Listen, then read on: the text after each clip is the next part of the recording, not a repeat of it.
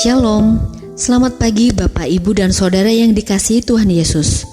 Berbahagia sekali hari ini Senin 29 Januari 2024. Saya Chandra Novita boleh kembali menyapa Bapak, Ibu, dan Saudara dalam Saran Pagi GKI Salatiga.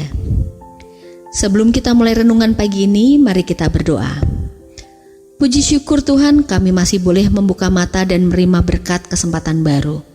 Kiranya semakin banyak waktu yang kami lalui bersamamu, kami semakin merasakan kerinduan akan urapan firman-firman-Mu sebelum kami menjalankan aktivitas hari ini. Bagi Maria yang duduk diam di dekat kaki-Mu, kami sediakan telinga dan hati kami untuk mendengarkan firman-Mu. Sucikanlah hati kami ya Tuhan, kami siap mendengarkan.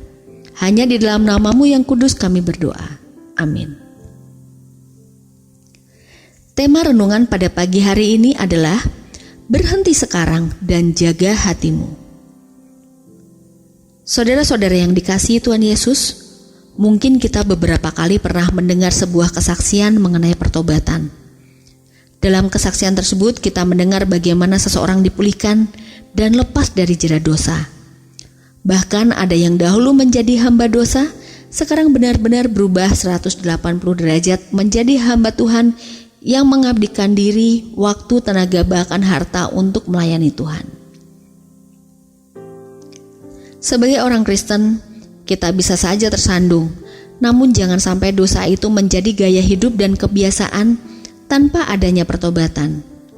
Sesungguhnya kita semua memiliki kelemahan dan dapat jatuh dalam dosa, bahkan pada saat kita tidak mau berdosa. Dalam Roma 7 ayat 15 dan ayat 24 hingga 25, apa yang tidak ingin dia lakukan karena dosa yang ada dalam dagingnya. Seperti Paulus, respon orang percaya seharusnya membenci dosa, bertobat darinya dan meminta anugerah Allah untuk mengalahkannya. Seperti dalam Matius 26 ayat 41, berjaga-jagalah dan berdoalah, supaya kamu jangan jatuh ke dalam pencobaan. Roh memang penurut tetapi daging lemah. Jadi saudara, karena dosa ada dalam kedagingan manusia, kita berpotensi melakukan dosa. Setiap kita pasti pernah berpikir hal yang tidak baik. Tapi mengapa ada orang yang sangat cepat menolak pikiran jahat?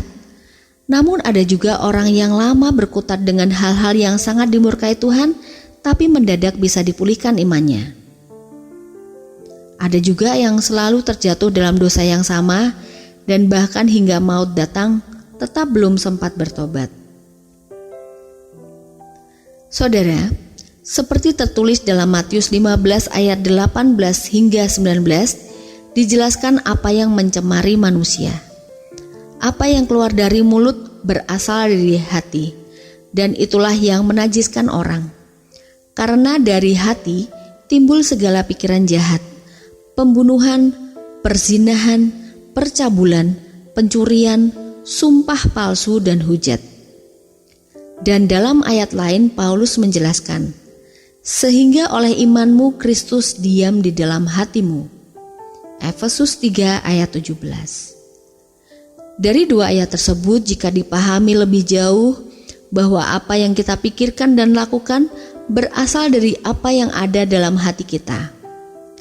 Namun di sisi lain juga disampaikan bahwa di mana Roh Kudus berdiam dalam diri kita, juga dalam hati kita.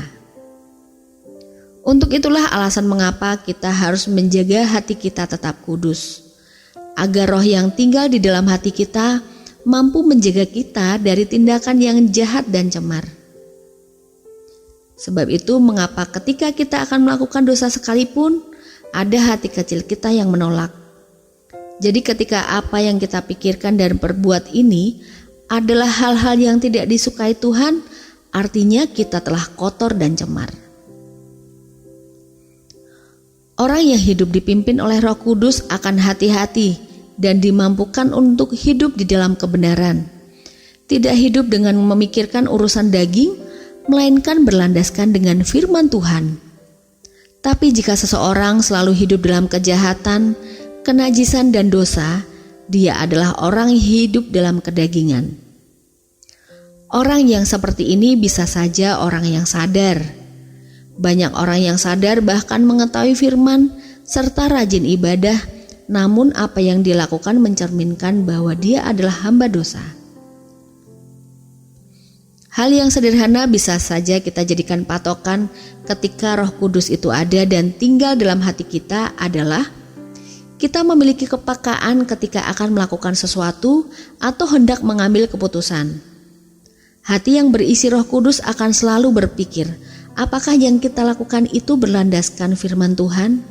Karena bagaimana kita akan memuliakan nama Tuhan apabila yang kita lakukan justru mencemarkan nama Tuhan? Orang yang hidup sesuai Roh Kudus akan selalu ingat bahwa Tuhan itu melihat apa yang kita lakukan. Dia memastikan segala yang dia lakukan adalah berkenan pada Allah. Namun terkadang kita justru lebih takut melakukan pelanggaran karena ada CCTV, bukan karena menyadari bahwa tubuh kita adalah bait Allah dan ada Roh Kudus yang berdiam dalam diri kita.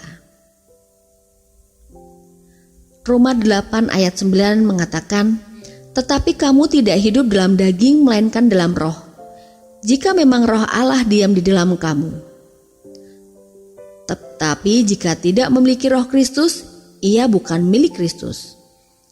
Tanda lain pimpinan Roh Kudus, dia akan pegang komitmen untuk selalu menjaga hati. Dia tidak ingin mengotori hati karena dia tahu betul hati adalah tempat Roh Kudus tinggal. Ciri lainnya adalah seseorang sudah melakukan pertobatan dengan benar. Pertobatan yang sejati akan memulihkan manusia dari segala kenajisan dan dosa. Pertobatan sejati hanya bisa dilakukan oleh orang yang benar-benar ingin dipulihkan. Pertobatan sejati ketika orang tersebut mengambil keputusan untuk berbalik dari jalan yang jahat. Bertobat itu butuh kesungguhan hati dan komitmen untuk berhenti saat itu juga, tanpa tawar-menawar dan tanpa menunda. Dalam Yoel 2 ayat 12 hingga 15 ditegaskan, tetapi sekarang juga, demikianlah firman Tuhan, berbaliklah kepadaku dengan segenap hatimu, dengan berpuasa dan dengan menangis dan dengan mengaduh. Koyakanlah hatimu dan jangan pakaianmu. Berbaliklah kepada Tuhan Allahmu, sebab Ia pengasih dan penyayang, panjang sabar dan berlimpah kasih setia, dan Ia menyesal karena hukumannya. Sesungguhnya pemulihan itu adalah anugerah. Terimalah dan bertobatlah karena Tuhan yang akan pimpin.